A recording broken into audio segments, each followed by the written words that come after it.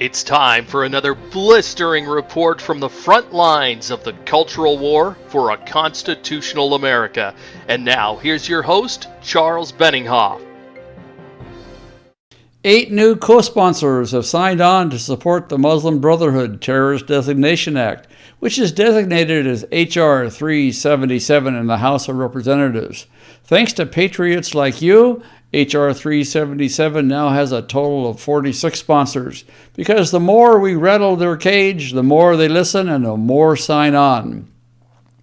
This bill is vitally necessary because even after all this time, the U.S. Department of State has still refused to designate the Muslim Brotherhood as an international terrorist group, despite the fact that the Muslim Brotherhood, as for 20 years now, had its ugly stepchildren going by names of such as Qaeda, Hamas, Boko Haram, the Islamic State, ISIL, ISIS, and DAESH, travel around the globe flying planes in a building, murdering newspaper reporters, killing kids dancing and like they did in Paris, blowing up shopping markets, chopping off the heads of peaceful Christians, and kidnapping schoolgirls. But this isn't good enough for our State Department. We have to pass this act to kick these guys out of the United States and stop them from influencing our government.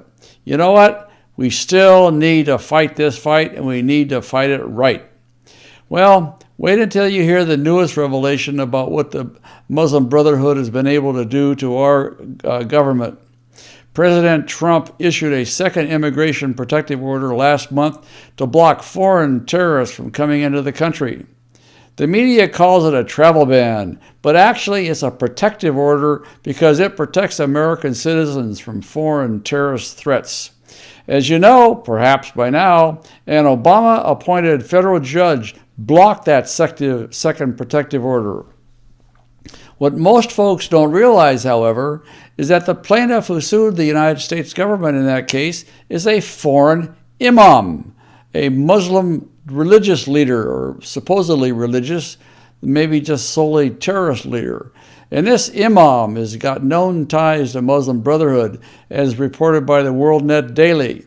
That's why we need to pressure Congress to support and pass H.R. 377, the Muslim Brotherhood Terrorist Designation Act. Today I'll explain why this bill is so important and what it will accomplish if it passes and President Trump signs it into law. And I'll also let you know how you can help us get that bill passed. When I say us, I mean the United States. Why is the participation of patriots like you so important? Look at the recent selection made by the Secretary of Defense, Mattis, for Undersecretary of Defense at the Pentagon. Mattis wanted to appoint Anne Patterson to that position. Patterson was the U.S. diplomat for the Obama administration who supported the Muslim Brotherhood when it overthrew the lawful election in Egypt during the Arab Spring. Patterson's nickname in Egypt was, and I quote, the Muslim Brotherhood Stooge, close quote. We were one of the first organizations that spoke out against Patterson's potential nomination, and the Trump administration ended up appointing someone else to that position. Speaking out to Congress, speaking out to the White House, speaking out to all of our elected officials made a difference, and that's why your participation is needed. The exact same result happened with the recent issue of Ryan Care when it went down to defeat. It went down to defeat because public furor. All of our faxes and letters and calls to Congress have an impact. You can also help by staying informed about our efforts and spreading the word. You do that by signing up for my newsletter. And be sure to click on the subscribe button for this YouTube channel. That way you'll be totally in tune with what's going on a day-to-day basis. Now, let's look at the WorldNet Daily's reporting on this imam from Hawaii. President Trump issued a second executive order to block immigration visas from Iran, Libya, Syria, Yemen, Sudan, and Somalia, but only for 90 days, and to block refugees for those nations for 120 days. And that reason was to allow them to be vetted. But this imam plaintiff from Hawaii brought a lawsuit and blocked the order. WorldNet Daily says the plaintiff's name is Ismail Elsikh, who was born and raised in Egypt.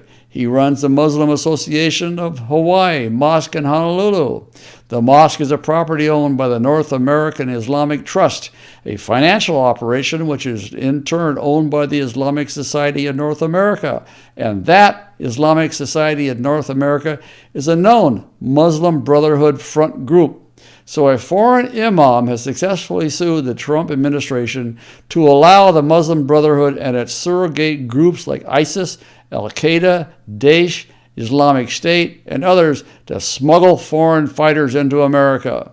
The President of the United States no longer gets to decide our nation's immigration policy. It's now being set by Obama-appointed judges and foreigners with direct ties to the Muslim Brotherhood.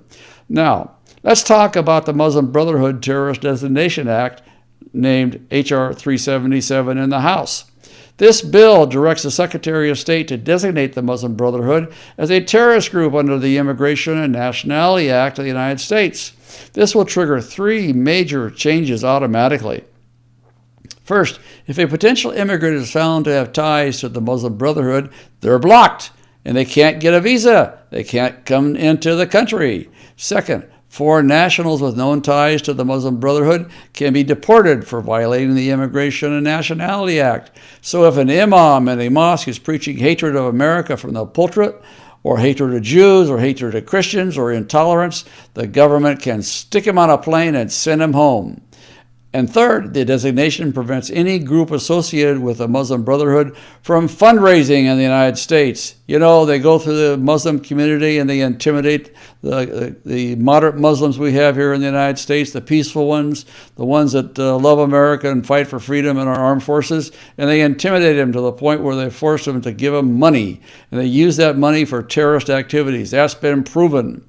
That would effectively shut down the North American Islamic Trust and the Islamic Society of North America, which owns all these mosques in almost every state in America, include many mosques in which hatred and only hatred is preached. One more group that will be impacted would be the Council for American Islamic Relations, known as CAIR, C-A-I-R, Council for American Islamic Relations. As the investigative project on terrorism has extensively reported, CAIR was an unindicted co-conspirator in the Holy Land Foundation trial, which resulted in 108 federal convictions for financing terrorism. CAIR is always in the news, always stirring up trouble for America, and is a known front group for Hamas, which was created in turn by the Muslim Brotherhood. CAIR is in the news this week, in fact. According to Judicial Watch, CAIR is trying to have an Air Force instructor fired from the Special Operations School in Florida. So this power of CAIR is reaching deeply even into our armed forces.